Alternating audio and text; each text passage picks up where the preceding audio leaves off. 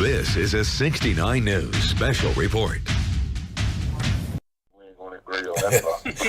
I know our time is running down with you, so I want to give everybody a chance to ask rapid fire questions real quick to you, and you give us, your answer as much as fast as you can. Or I don't want to, I know you got other things to do. Here's my first one. How do you feel about so-called celebrities meeting with Donald Trump, and would you meet with Donald Trump?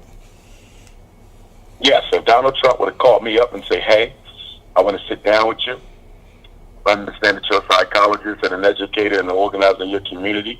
I'd like to hear what you have to say on education and mental health and economic revitalization and systematic racism," I would sit down with him. Why? Because since the beginning of time, people who are in a hunt to acquire power and improve their condition have always met with the representatives of the system that denies them that power. It would be insane for us not to meet with Donald Trump, because you need to be able to say, we made it very clear what we needed to do, and you did not do it. Does it mean he's going to do it? Absolutely not. But you need to be able to tell the world that we made it clear in no uncertain terms what we needed to be done for us. So that way it can never be said, I wanted to help black folks, but none of them would meet with us. So I didn't have a problem with any of them meeting with Donald Trump. My issue was who he chose to meet with. Only in the black community are celebrities our spokespersons. In no other community do they go to celebrities to find out what's going on with members of that community. You don't go to Steve Harvey. Steve Harvey is a multi-millionaire. He don't live in the ghetto. Ray Lewis is a multi-millionaire. He don't live in the ghetto. They use Ray Lewis to be an apologist for the murder of Freddie Gray in Baltimore. What would you meet with him for? Wow. Jim Brown, I had no problem with Jim Brown meeting with Donald Trump, because at this late age of his life, he has always been a stand-up black man who has always been unapologetic. So I'm very confident that Jim Brown could not be used by Donald Trump or anyone else to be an apologist for racism. But with meeting with people like Steve Harvey and Ray Lewis, that just tells me that was more about theater than it was about doing anything significant for black folks. Wow. Big dog. Yeah, if you were president, what policies would you put in place, or I guess what policies would you put in place to try to help empower black people? And also, what do you think it's going to take to change the mindset of our own people so we can take that next step forward? Second question first. I don't have a lot of faith in the current population of black folk in America. I think the 21st century American African is the worst one we've produced on this soil. When you look at the 17th century black man and woman during slavery, you look at the 18th century black man and woman, you look at the 19th century black man and woman. And by the way, the 19th century black man and woman was the most progressive black man and woman we've had on earth since the fall of the great dynasties in Nile Valley, Africa. That 1801 to 1899, that Frederick Douglass, that Harriet Tubman, that Shaka Zulu, that Marcus Garvey, that generation right there, that 100-year period, that century was the greatest we had. And I think we need to study that century, because that's when we got so many of our great minds. But I think we have to focus on the children. I think one of the dysfunctional adaptations that we have created for ourselves is we spend too much time trying to change the thinking of adults. People do not change. The human personality is largely wired by the age of 5, relatively permanent by the age of 12, and ain't likely to change after the age of 25. So why don't we focus on the children and make them what they need to be, as opposed to trying to change these adults? Frederick Douglass said it's better to raise strong boys than to repair broken men. It's better to raise strong boys than to repair broken men. The 3 things I would do if I was president: number 1, black people would have community control of their schools. If they're not approving of the principals or the teachers, they can fire them and replace them. Number 2, all of the taxes that black people make, at least 25% of the black tax base in this country, would be used to build credit unions and banks in every black community. Also, there would be a black bank staffed by black doctors that is overseen by a black medical supervisor in every major city, because hospitals are becoming a dying breed in the black community in many cities. And you guys are in Chicago, you know that you sometimes have to drive 10, 20 minutes to get to the hospital. So they are taking the hospitals out of the black community to facilitate population control. And then I would also see to it that every white Jesus in America is burned. And the last thing that I would do, any black man who is not married to a black woman would have to pay a tax for marrying outside of his race or for not being married to a black woman at all. Oh my gosh! Well, But look, I want to say this though. I think this generation has learned how to get money, but what they do with the money after they get it is the problem. oh, Doc, we need you back on, man. I know you're busy, but we need another show with you, brother.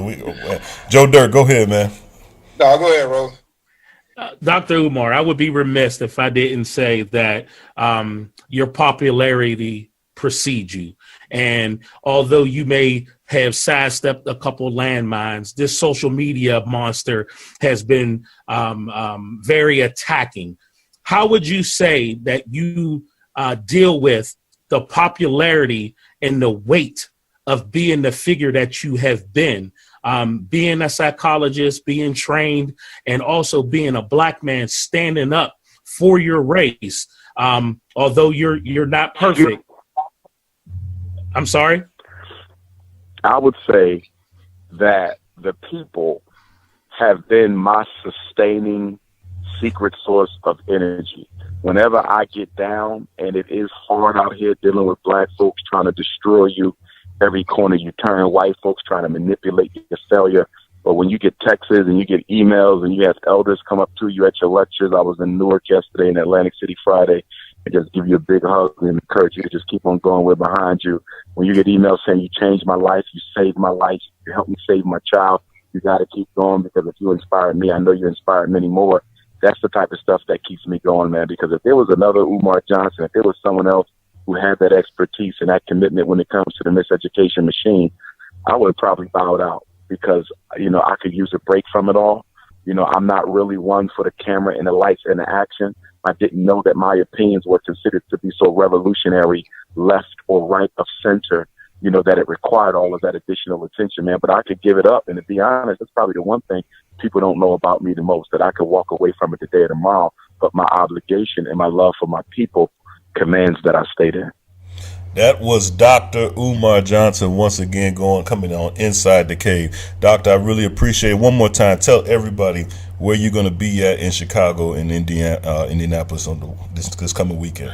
Definitely. Dr. Umar Johnson will be in Chicago this Saturday, February the 25th, at the Greater New Mount Moriah Baptist Church at 3101 East Warren. That's 3101 East Warren in the East Garfield section of Chicago. Doors open up at 2. Program will be from 4 until 7, and I will sign books and take pictures from 7 until 9. And then 48 hours later, we will be in Indianapolis, Indiana for the first time in 2 years at the Jewel Event Center, JEWEL, the Black-owned Jewel Event Center in Indianapolis, Indiana, on Monday, February the 27th. Doors open up at 4. Program will be from 6 until 9, and I'll sign books from 9 until 11.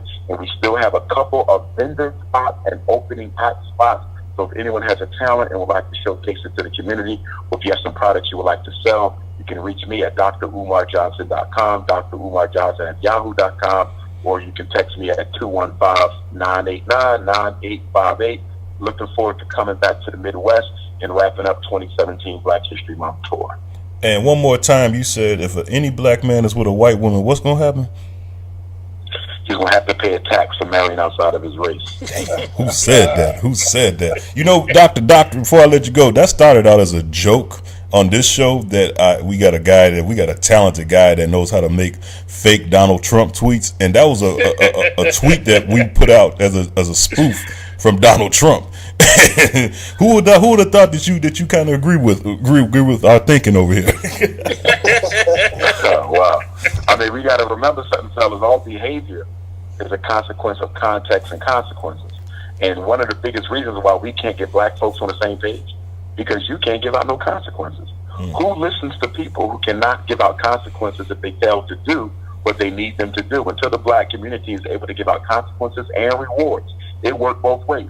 Consequences for doing what you're not supposed to do, and then we have to honor and reward those who do what we need them to do. Until we come up with a contingency system on both sides of the scale, it's going to be difficult to get black folks to stand in line. Appreciate you always coming on, and I got to tell you, man, I'm already thinking about part 3. So no doubt, anytime. Okay. Anytime. That's no problem. This is a 69 News special report.